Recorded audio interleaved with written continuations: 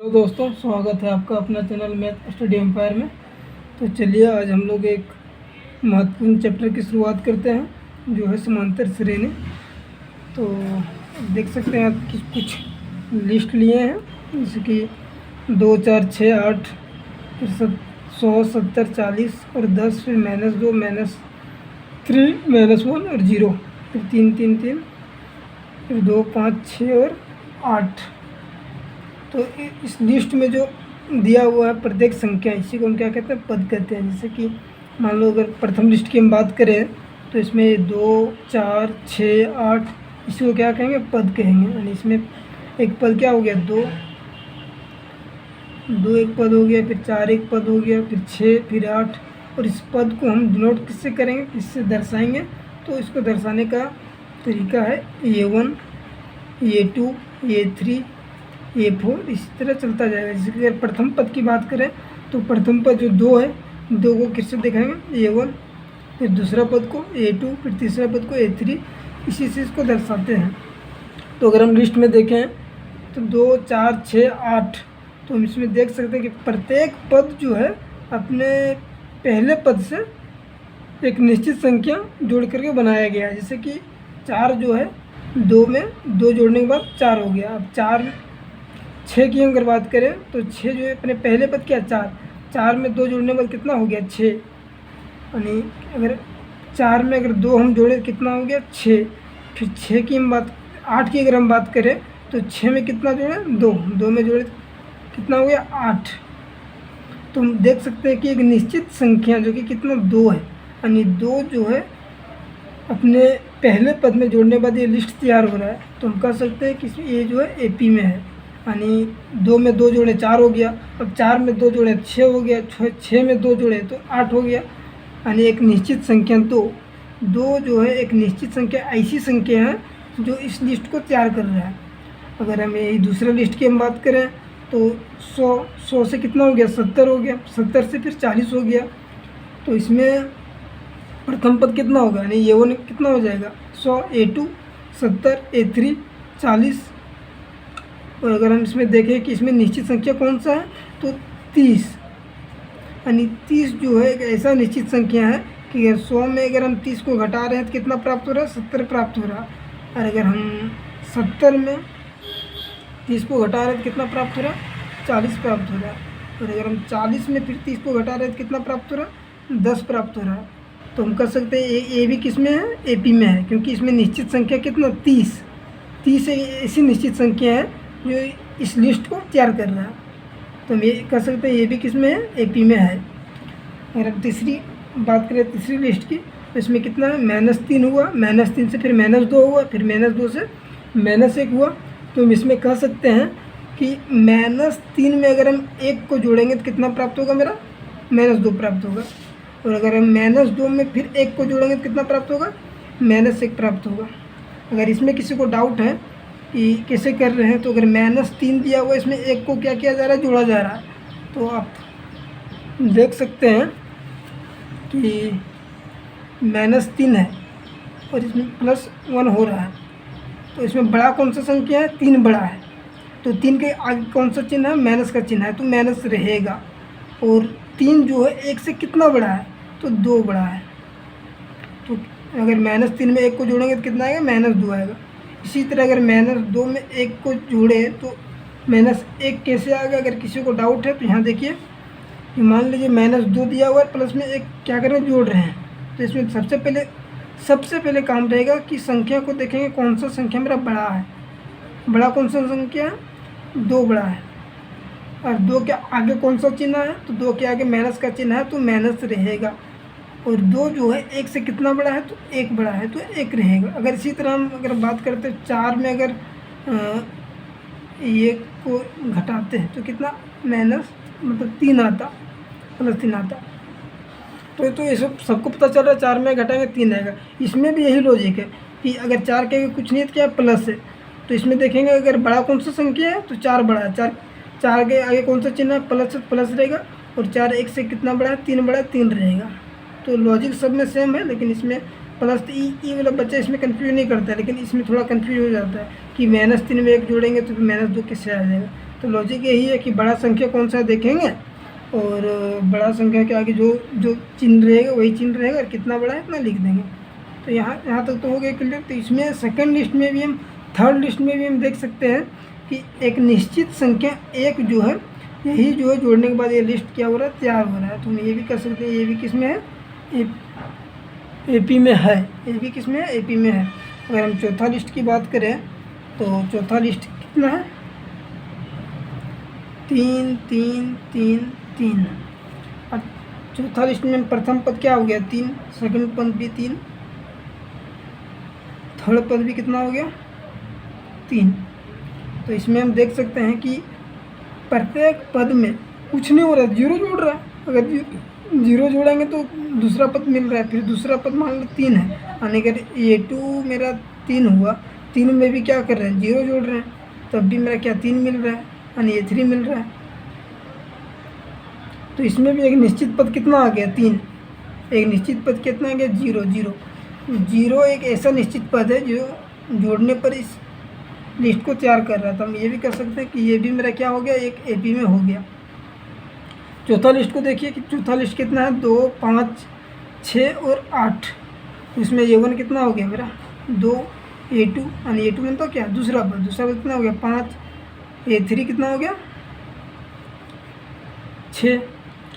यहाँ देखिए अगर ये 2 से 5 हो गया तो इसमें क्या हुआ, 3 बढ़ा के लिखे हैं, यानी 2 में अगर 3 को जोड़ेंगे तो कितना आ गया, 5 आ गया। तो इसका मतलब 5 में भी 3 जोड़ना पड़ेगा, 3, तो कितना आना चाहिए, 8, जो कि 8 नहीं है, कितना है, 6 है, यानी इसमें एक निश्चित पद नहीं मिल रहा है। इसमें क्या हो रहा है कि 5 से 1 जोड़ने के बाद 6 मिल रहा है, और 6 में फिर कितना, 2 जोड़ने के बाद 8 मिल रहा है, 2 जोड़ने के बाद 8 मिल रहा है। तो हम कह सकते हैं कि इसमें निश्चित पद नहीं मिला, जैसे कि इसमें मिल रहा था ना, इसमें से कि 2 एक निश्चित पद मिल गया, इसमें 30 एक में निश्चित पद मिल गया, तो जो घटा करके इस लिस्ट को तैयार किया जा रहा था। और इसमें क्या हो रहा था, एक को जोड़ करके लिस्ट को तैयार किया जा रहा था, इसमें 0, यानी सब में एक निश्चित पद था, लेकिन इसमें एक निश्चित पद नहीं मिला।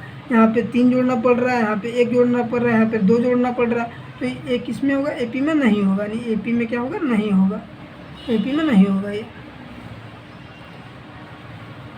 यहाँ तक क्लियर है। इसके बाद चलते हैं, लिस्ट जो है, मान लीजिए AP किसे कहेंगे, मान लीजिए 2 है, 4 है, फिर 6, फिर 8। तो इसको अगर सिंपल फॉर्म में लिखें तो क्या हो जाएगा, A1 A2 A3। और अब हम बात करते हैं सार्वंतर की, जिससे हम किससे दिखाएंगे, D से। और इंग्लिश में बात करें इसे बोलते हैं कॉमन डिफरेंस। तो इसका कॉमन डिफरेंस किससे निकालेंगे, यही जो निश्चित पद था, 2 30 1 0, इसी को हम कॉमन डिफरेंस कहेंगे। यानी D अगर निकालना हो, कॉमन डिफरेंस अगर मान लें लिस्ट दिया हुआ है 2 4 6 8, अब हम इसे लिस्ट नहीं कहेंगे, AP में कहेंगे, AP कहेंगे। क्यों, क्योंकि AP में पता चल गया इसका जो निश्चित पद है ये 2 है। तो अगर मान लीजिए कोई AP दिया हुआ है, इसका कॉमन डिफरेंस कैसे निकालेंगे, तो D बराबर हो जाएगा A2 माइनस A1, यानी लगातार लेना है। अगर A1 ये है, A2 ये है, तो लगातार लेना है। A4 ये है, तो अगर D निकालेंगे तो क्या हो जाएगा, 4 माइनस 2। A2 कितना दिया हुआ है, 4 दिया हुआ है, और A1 कितना है, 2 है, यानी 4 में 2 घटाएंगे तो 2 हो जाएगा। इसी तरह यहाँ भी देखिए, अगर D निकालेंगे तो क्या, A4 कितना दिया हुआ है, 4, A4 कितना 8 है, A4 कितना 8 है, माइनस A3 कितना है, 6 है, यानी 8 में 6 घटाएंगे तो 2, यानी लगातार लेना है। अगर 2 लिए हैं तो इसके पीछे वाला लेना है, पहले वाला लेना है, तो A1 लेना है। अगर ये 4 से ले रहे हैं तो A4 के पीछे कितना, A3 है, A3 से लेना है। ऐसा नहीं करना है कि मान लीजिए A4 ले लिए और फिर A1 घटाएंगे तो फिर ये गड़बड़ हो जाएगा, ऐसा नहीं लेना है। जहाँ से भी लेना लगातार लेना है, तो D निकल जाएगा, आपका सार्वंतर निकल जाएगा। इसी को हम क्या बोलते हैं, सार्वंतर। इसे हम D से दर्शाते हैं।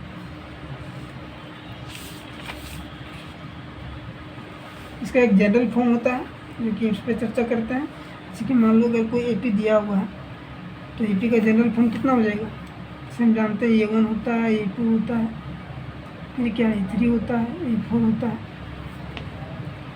तो A1 तो ठीक है, लेकिन अगर A2 की हम बात करें तो A2 कैसे निकालते थे? A1 में कुछ जोड़ते थे, A1 में निश्चित संख्या D यानी सार्वंतर को जोड़ते थे। A3 कैसे निकालेंगे? A2 में जोड़ेंगे यानी A2, हाँ A2 में D को जोड़ेंगे, तब जाके मेरा कितना निकलेगा? A3 निकलेगा। और इसी तरह अगर A4 की हम बात करें तो A4 को कैसे निकालेंगे? A3 में हमको D को जोड़ना पड़ेगा।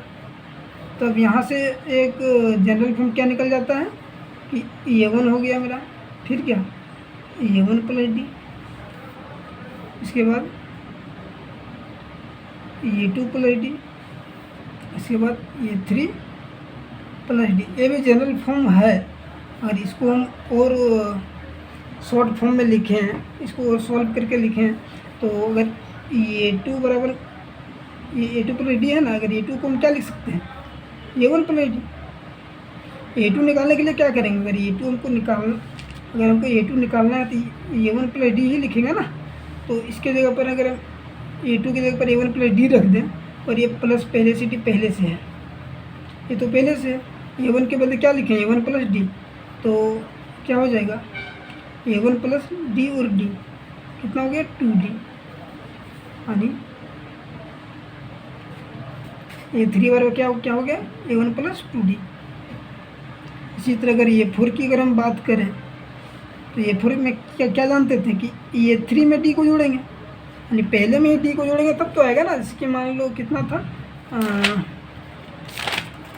A4 की अगर हम बात करें, ये कितना है? 8 है, तो 8 कब आया था?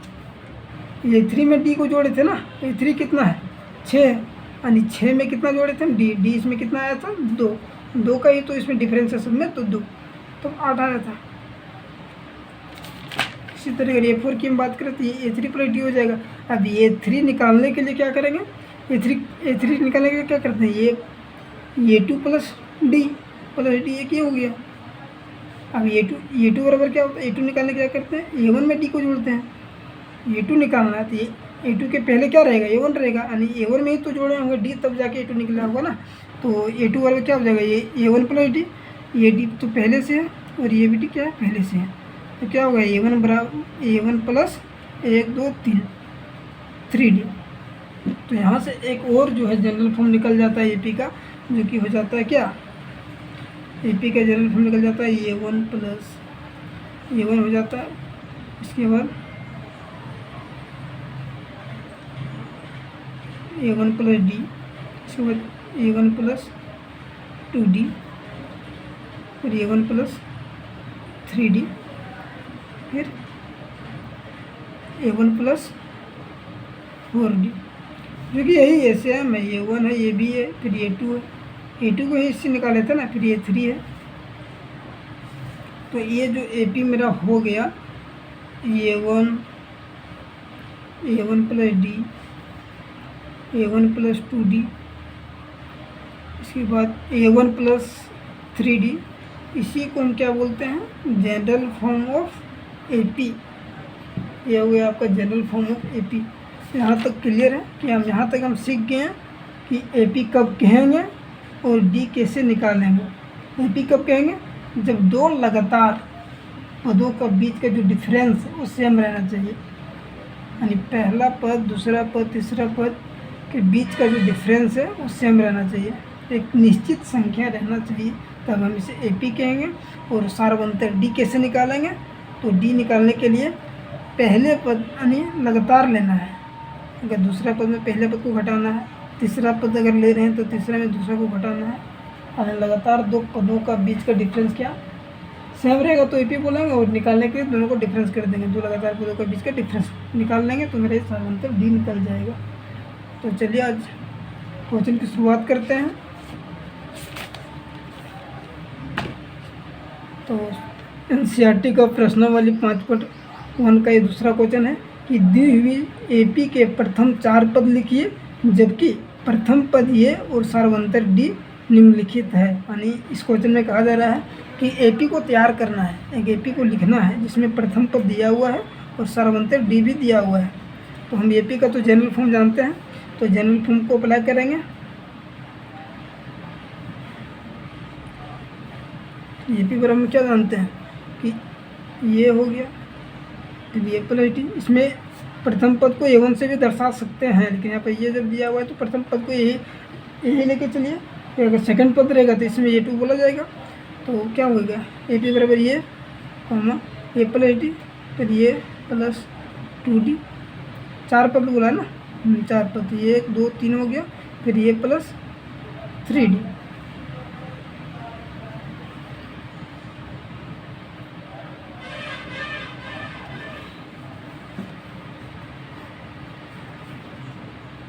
तो ये हो गया, ये मेरे दिया हुआ 10, इसमें बिठा देंगे लास्ट में, पहले निकाल लेते हैं।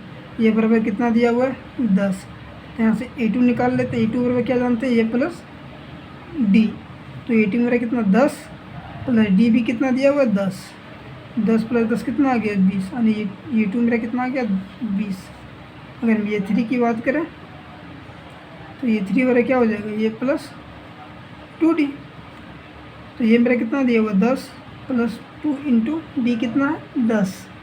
तो 10 प्लस, पहले गुना करेंगे, गुणमास कर चलेगा यहाँ पे। तो 10 इंटू 2 करेंगे तो कितना आ जाएगा 20, 20 प्लस 10 कितना हो गया 30।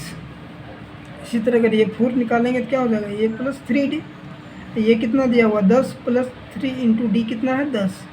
तो हो जाएगा 10 प्लस, अगर गुना करेंगे 10 को 3 से कितना आ जाएगा 30, और 10 और 30 मिलकर कितना हो जाएगा 40। तो यहाँ देख सकते हैं ये तो दिया हुआ था, a2 भी निकाल लें, a3 भी निकाल लें और a4 भी निकाल लें। तो इस तरह हम ए पी लिख सकते हैं। ए पी का 4 पद तो आराम से लिख सकते हैं, क्या a1 a2 a3 और a4। अब सब निकाल के रखें, जो कि हो जाएगा 10 20 फिर 30 और फिर 40। तो ये 4 पद हो गया मेरा। इसी तरह दूसरा क्वेश्चन है कि अगर ये दिया हुआ मेरा -2 और डी दिया हुआ 0, जैसे कि इसमें प्रथम पद कितना दिया हुआ -2 और डी मतलब सार्वंतर कितना दिया हुआ है 0। तो हम ए पी बराबर क्या जानते हैं, a1 a2 a3 a4 ये होता है। तो यहाँ पर a1 तो मेरा 10 -2 दिया हुआ है। अगर a2 की हम बात करें तो क्या होता है, ये प्लस डी। a3 की हम बात करें तो ये प्लस 2d, और ये 4 की हम बात करें तो ये प्लस 3d। तो ये कितना दिया हुआ -2 में कितना जोड़ना है 0। तो 0 जोड़ेंगे कितना हो जाएगा, -2 में 0 जोड़ेंगे तो -2 हो जाएगा। इसके बाद a3 की हम बात करें तो ये कितना दिया हुआ है -2 प्लस 2 इंटू, यहाँ कुछ नहीं रहता तो गुना का चिन्ह रहता है। इसके बाद d कितना दिया हुआ है 0, तो -2 प्लस 2 इंटू 0 करेंगे कितना आ जाएगा 0 आ जाएगा। यहाँ भी बोडमास का रूल लगाना है। बोडमास में क्या, पहले ब्रैकेट का काम होता है, फिर ओ से ऑफ तक कहाँ का काम होता है, फिर डी से डिवीज़न का काम होगा, इसके बाद एम से मल्टीप्लाई का होगा, फिर ए से एडिशन का होगा, इसके बाद सब्सट्रैक्शन होगा। ये तो आप लोग जानते होंगे। तो यहाँ भी यही किया जा रहा है, पहले मल्टीप्लाई होगा इसके बाद जोड़ होगा ना। तो 2 को जब 0 से मल्टीप्लाई करेंगे तो 0 आएगा, और -2 में जब 0 को जोड़ेंगे तो कितना आएगा -2 आएगा। ये 4 की हम बात करें तो ये 4 में a प्लस 3d होता है। तो ये कितना दिया हुआ है -2 प्लस 3 इंटू डी कितना दिया हुआ है 0। तो -2 प्लस कितना 3 इंटू 0 करेंगे 0 आ जाएगा, नहीं -2 ही होगा। अब हमारा यहाँ आराम से हम ए पी लिख सकते हैं। ए पी बराबर क्या हो जाएगा, a1 a2 a3 और a4, जो कि कितना है सब निकाल के